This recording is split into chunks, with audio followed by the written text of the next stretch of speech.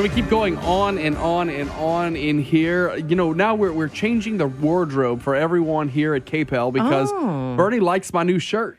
Well, he's been dressing up. This is 2 days in a row, and I've been telling him. And I'm wearing jeans. This is not dressing up. You see how nice Warren looks across? He looks nice. Carol always looks nice. A button-down shirt is now considered dressing up. Trust me, it is for this with a button-down collar and no tie. This is dressing up. Okay, but I'm just saying. And then you can get the untucked shirts, too. But, Rob, you do look nice. Hey, thank you. Yes, nice? You do. And so we're changing the dress code. I do like those better than T-shirt. I'm sorry, I'm not a T-shirt fan. Well, I am not either. So Wingin It Wednesday approves of the dressing, the changes of the dressings, I guess. I don't very commonly wear a T-shirt. It's usually a polo that's KPEL. Yeah, a polo. Bernie told the airwaves earlier this morning that sometimes I show up in basketball shorts. He showed up in basketball shorts once, and it was he's like trying to deny it. And it was like late night, election night coverage or something, it was not. Right? No, it was during workday hours. It was awesomely funny, and I'm like, this is something that will never happen again. Kids, okay. So we are now less than a week away from the general election. Election day next. Dear God.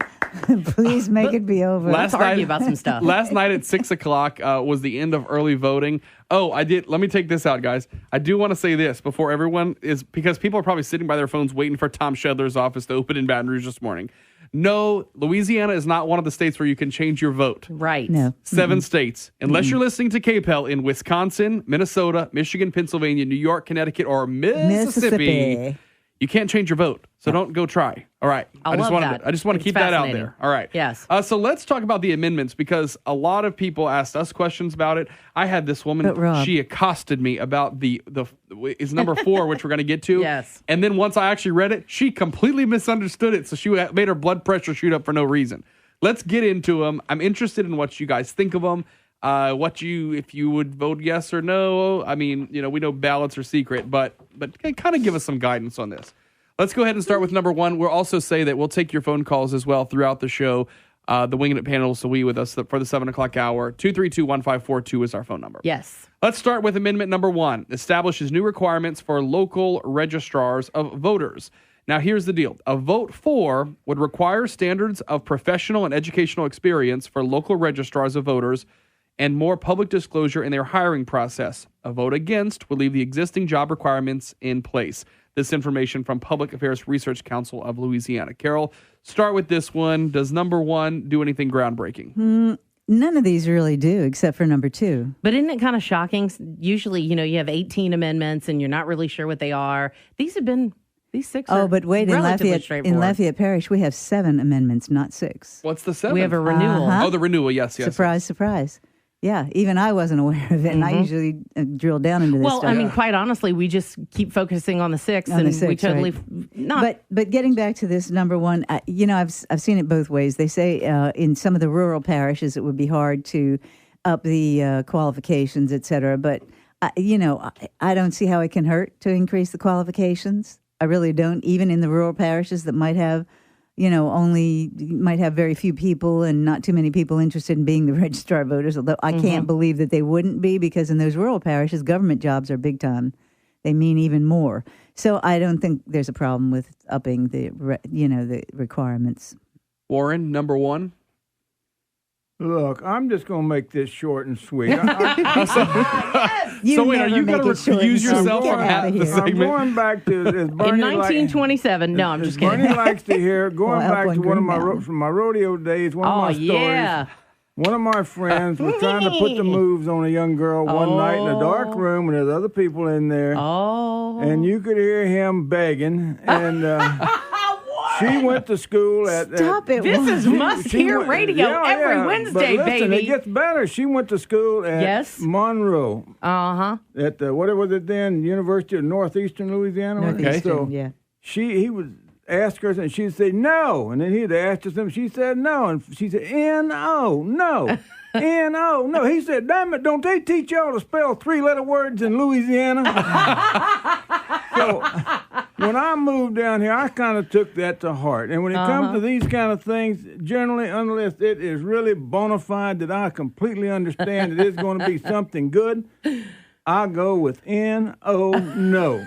When in doubt, leave it out, right? I thought he was going to come around and be like, she went to Monroe. Yeah. Now she's a registrar of voters.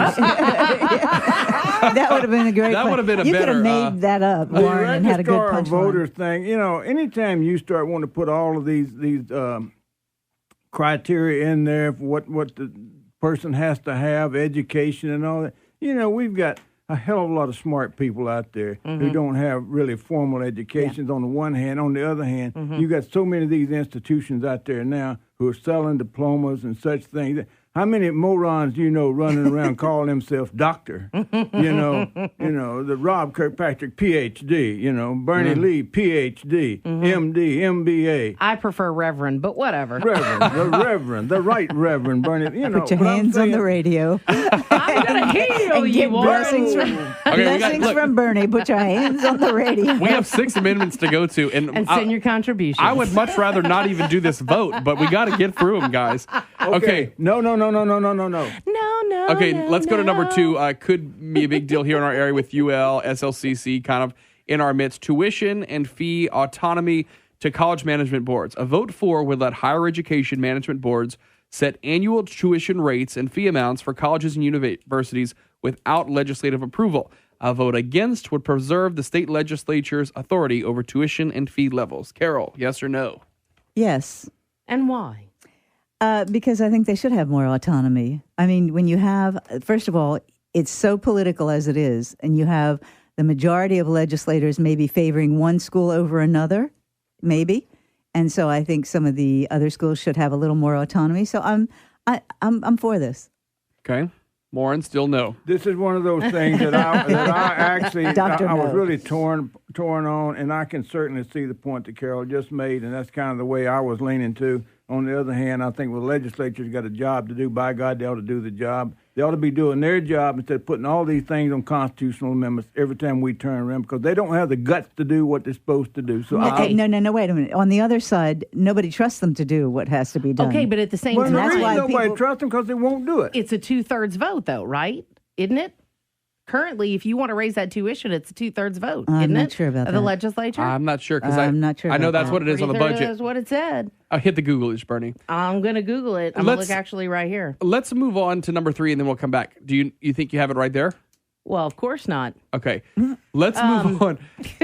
Number 3. This is the one that the woman came up to me at the restaurant at lunch and was telling me all about because she was so up in arms. Number What'd 3. you do to her? Eliminates federal income tax deduction for corporations on state tax returns and sets a flat rate.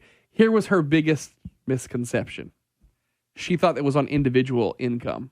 She thought it was. She didn't understand it was for corporations and that. She But thought if it you're a was for, subchapter S, for the doesn't it flow individual. through as an individual? See, that's what my question was. I think it does. Okay, a vote for would eliminate the deduction for federal income taxes paid by corporations when calculating state income taxes while triggering a flat corporate tax rate of 6.5%.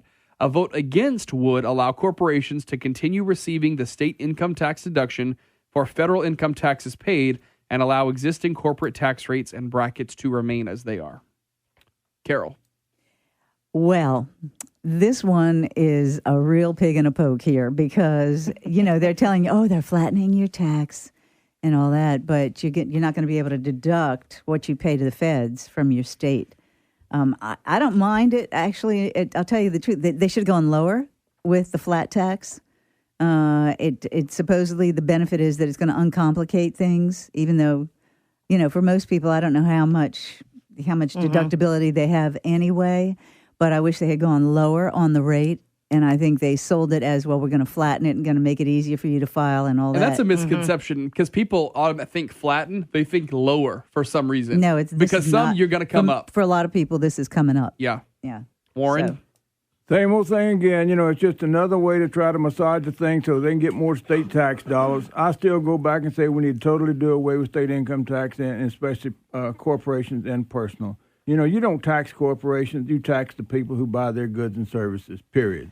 It's passed along. Let me tell you, what's crazy about this is with that task force coming up, why did they put this on the ballot right now? That supposedly that task force is going to examine, the entire tax code budgeting, et cetera. Yeah. So this seems like, I don't know, this had me scratching my head why they would even do it at this point in time. Yeah, and I mean, you're talking about with all these amendments, a change. I mean, a change. There's no time limit on this. There's not for the next year till we vote again. We're talking about a real change, which I think kind of points to what Warren said, with the no. Bernie, I was right. Bernie has found because we are the some only info. state left in America that requires a 2/3 vote of our legislature to change the tuition and the fees. There you go. Yeah.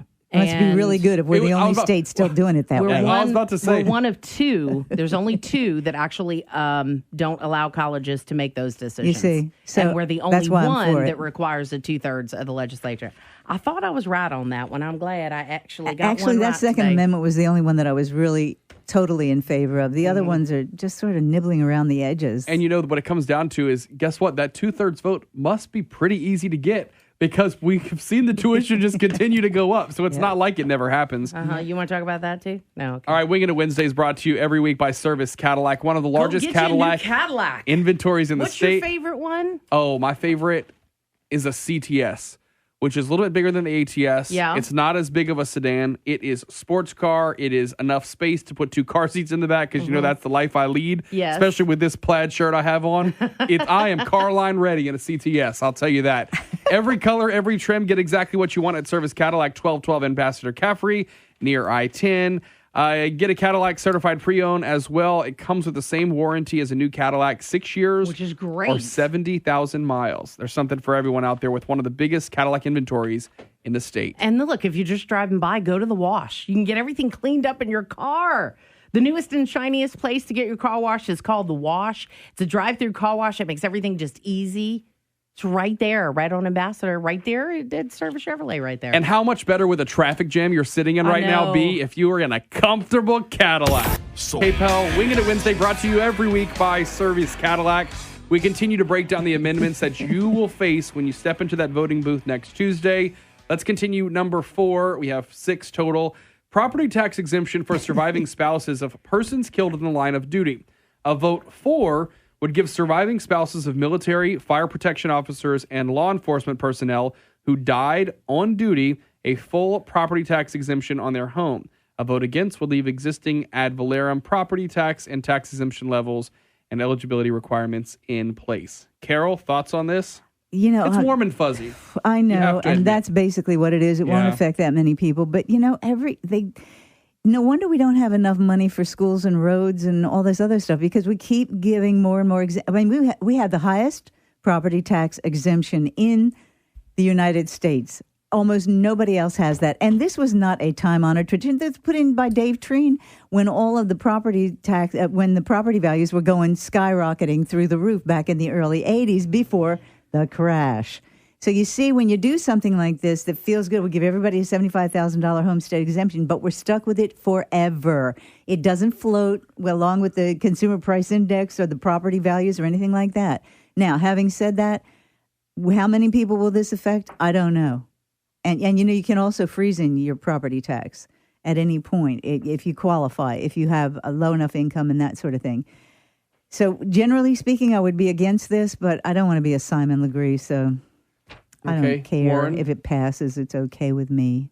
Well, Warren, I know Dr. No over here is going to be. Yeah, and I will say this to preference my remarks. It was 50 years ago today that I graduated from Sergeant Marine Pepper taught the Boot Camp. band. And Corporal Ronald P. Guidry, who lives in 50 years from today, really? Who lives in Lafayette, Louisiana, was one of the drill instructors in the world-famous Platoon 3092, which is what the movie Full Metal Jacket was based on. How about them apples? The story would only be better if you were hungover on graduation day because you watched the first ever Saints game, which was 50 years ago yesterday. Yes, it There was was. absolutely zero alcohol. So where are you on the amendment? Where am I on the amendment? When I joined the military, I was promised that we will give you a helmet, a rifle, a pack, and a ration of feces. But you will do your job, and you will be proud of it. And nobody ever said, these are all the benefits you're going to get once you come out. If you die, they said then, if you die, if you bought the insurance, then your family would get $10,000 or whatever it was. But, my deal is, when you get right down to it, we got so many exemptions now, and you got these different classes. You're going to be in a different class because then you're going to get this and you're going to get that. I think what we've got too many special classes as it is. We've got too many different privileges and all of that. And so, I feel horrible when people die. And especially in the military and the police and the firemen and all that. So my real deal is, let's quit putting military in that position where they're going to die needlessly and somebody's going to make money off of them dying. It's kind of like we do the same thing with a lot of the police officers and such stuff. We put them in harm's way, but then we tell them, don't defend yourself. So my point is, let's address some of these other factors before we make a little special category and say, well, if you die, then, somebody, but does this only apply to your married spouse? Does it apply to your common law? Does it apply to your dog? Does it apply to your son or daughter? Who does it apply to? So my deal is, go back. What did the girl say? Well, unless they're married to a dog, it says surviving spouses, unless they're married to their dog. Well, it gets kind of like Clinton says, in today's world, what is the definition of spouse is? All right, let's go to the phones. 232-1542. Good morning. You're on Wingin It Wednesday. Yes, good morning. Thanks for taking my call. Yeah, your thoughts? Just allow me to slip in a little news that you can use this morning. Wait, is it on this topic? Well, it's about the voting precinct of North San Antoine. Can I just say that right quick? Okay, go ahead, quickly. It will be open. The church was using that building, that's old school, but it will be open. The building is abandoned, but come November the 8th, it will be open for those who voted. What precinct are we talking about? He said North St. Antoine. North St. Antoine. Yes, exactly. Okay, thanks for the heads up. Appreciate it. All right, well, that's good to know. Okay, let's move on to another one that could have helped us. Obviously, we're in a year where we had 2 special sessions on the budget. Number 5, a congressional amendment creates a revenue stabilization trust fund.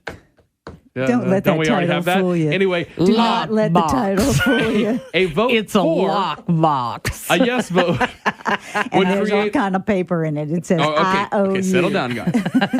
It would create the Revenue Stabilization Trust Fund to receive a portion of revenues from corporate and mineral taxes and to spend the money on infrastructure and pension liabilities. A vote against would continue to allow corporate tax and mineral revenue excited about that. above a certain threshold to flow into the state general fund, which we know is just a black hole, for appropriation by the legislature.